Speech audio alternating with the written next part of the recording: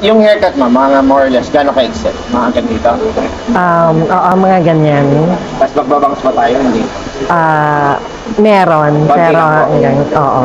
Sige, para manageable lang, no? Oo. Tapos yung color natin, lalagyan natin ng... ano ba yung nakikita yung color mo? White or gray? Parang, Sa highlight? parang more on gray. Gray. So light gray yung highlight, tapos Aha. ash brown yung gagawin kong base. Okay. Okay, ma'am?